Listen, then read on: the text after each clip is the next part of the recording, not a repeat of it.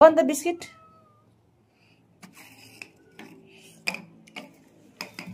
एक दो तीन चार पाँच छः सात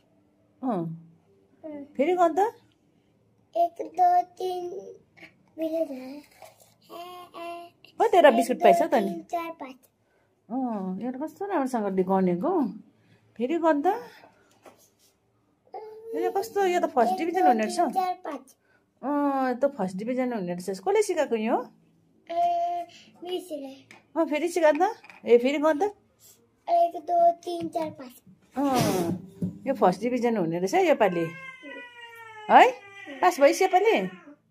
कति भइस् पास मात्रै भइस् कि फर्स्ट भइस्